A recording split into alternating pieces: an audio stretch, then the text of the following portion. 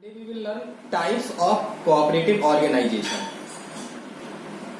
The first one is consumers cooperative society. The second is producers cooperative society. The third is cooperative marketing society. The fourth is cooperative credit society.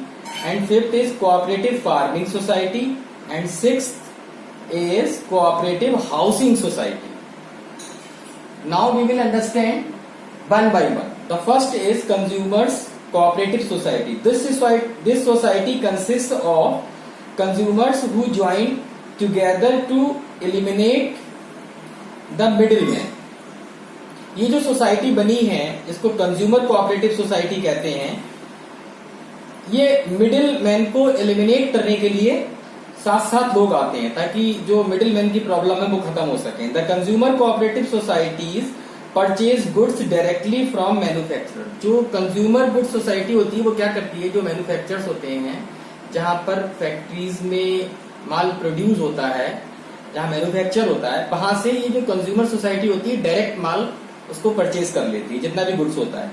And sell them to the members को वो sell कर देती है at reasonable price.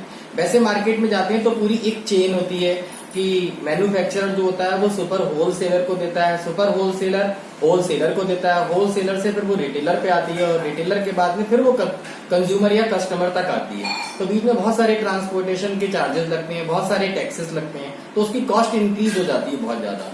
तो अब ये cooperative जो cooperative consumer society होती है ये क्या करती है, ये मैन्युफैक्चरर से डायरेक्ट सारा इसने गुड्स परचेज कर लिया और वो सारा गुड्स जो है अपने मेंबर्स को देती है. तो बीच में बहुत सारे टैक्स की भी सेविंग हो जाती है. दूसरी बात ये कि जितना भी ट्रांसपोर्टेशन होता है उसकी भी कॉस्ट कम हो जाती है, तो वो थोड़ा सा उनको इतना एक्सपेंसिव नहीं रहता है. The profit of the store is distributed among all the members as divided on the capital and bonus in proportion to their purchase during the year.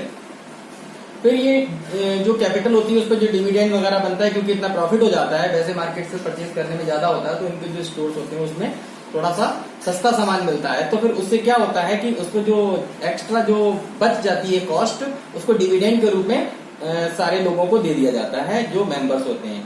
The main objective of farming consumer cooperative are to ensure steady supply of essential goods. जो जरूरी सामान होता है उसमें कभी रुकावट नहीं आती, उसकी सप्लाई लगातार बनी रहती है.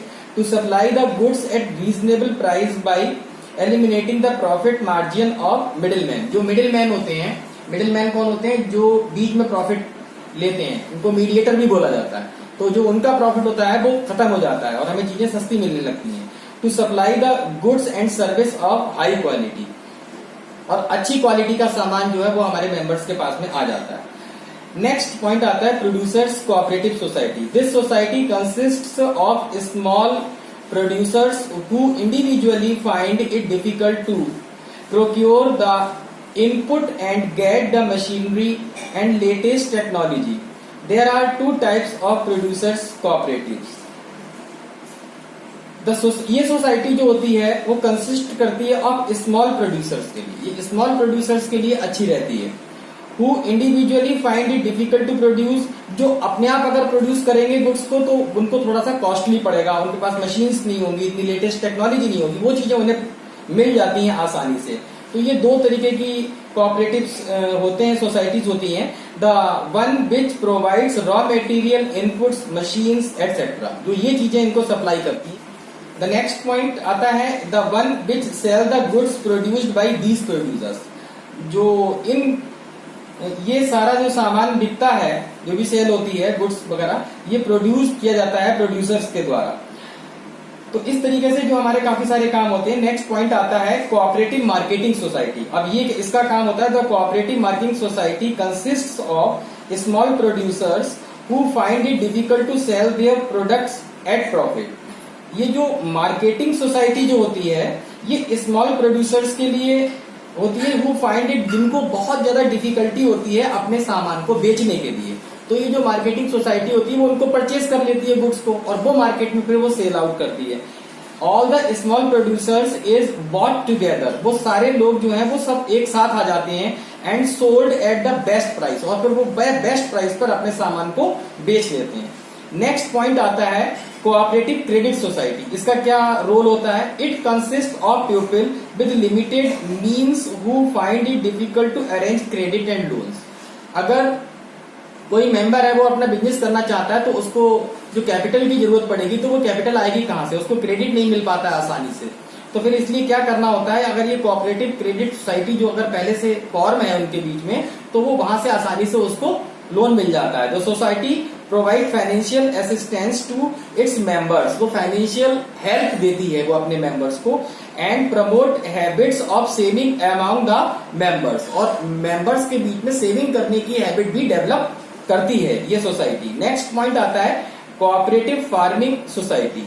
जैसा कि इसका नाम में ही आया हुआ है, इसके नेम में फार्मिंग शब्द आया है, इसी से क्लियर हो रहा है कि this consist of small farmers, क्योंकि ये छोटे किसानों के लिए, छोटे फार्मर्स के लिए हेल्पफुल होती है, who join together to avail the benefits of large scale machine farming. जो मशीन से फार्मिंग करना चाहते हैं, जैसे ट्रैक्टर हो गया, हैरो हो गई और आपका कंबाइन मशीन हो गई, तो इससे अगर वो मतलब मॉडर्न एग्रीकल्चर करना चाहते हैं तो फिर उसमें कैसे हो पाएगी? उनके पास तो इतनी कॉस्टली मशीन्स नहीं होती हैं। तो ये कोऑपरेटिव फार्मिंग सोसाइटी होती है, उनको वो ऐसी टेक्नोलॉजी देती है, हेल्प करती है उसमें, जिससे कि वो मॉडर्न तरीके से वो अपनी फार्मिंग को कर सकें। Such societies are particularly import in the case of countries such as India where agriculture suffers from excessive subdivision, क्योंकि इंडिया में जो एग्रीकल्चर लैंड है वो बहुत सब डिवीजन में डिवाइडेड है, तो वहां पर फिर ऐसी में बहुत ऐसी प्रॉब्लम आती है कि वहां पर अच्छे से मॉडर्न तरीके से एग्रीकल्चर होने में प्रॉब्लम आ जाती है। एंड देखा हुआ है फ्रेगमेंटेशन ऑफ लैंड, लैंड का बहुत फ्रेगमेंटेशन हो चुका है, बहुत डिवाइड हो चुकी है वो। The farming cooperative society is also known as an agriculture cooperative society. इसको फार्मिंग वाले को हम एग्रीकल्चरल फार्मिंग सोसाइटी भी कह सकते हैं। The main objective of farming societies are helping the small farmers to get the benefit of mechanized farming. जो mechanism वाली फार्मिंग है उसमें उसकी हेल्प करती है जो ये सोसाइटी है।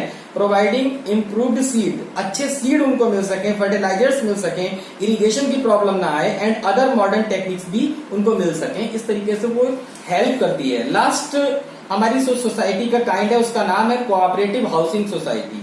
These societies are formed to provide residential accommodation to their members. वो अपने जो मेंबर्स होते हैं उनको रहने के लिए उनको रेजिडेंशियल फैसिलिटीज प्रोवाइड करती है। These societies purchase a big plot, एक बड़ा सा प्लॉट परचेज करते हैं लैंड का, और उसको कंस्ट्रक्ट करते हैं, छोटे छोटे फ्लैट बना दिए जाते हैं, and sell these flats to its member, और फिर अपने ही मेंबर्स को वो सेल आउट कर दिए जाते हैं। और देते कैसे? उनको इंस्टॉलमेंट में, छोटी छोटी इंस्टॉलमेंट में उनको वो सेल कर दिए जाते हैं। तो मेंबर्स के पास अपना रेजिडेंस हो जाता है और उनके ऊपर बहुत ज्यादा लोड भी नहीं आता है फाइनेंस का, क्योंकि वो छोटी छोटी इंस्टॉलमेंट में अपने लोन को, इजी इंस्टॉलमेंट कहलाती है, उसमें वो देते रहते हैं। इस तरीके से ये हमारी कोऑपरेटिव हाउसिंग सोसाइटी भी हेल्प करती है। Thank you.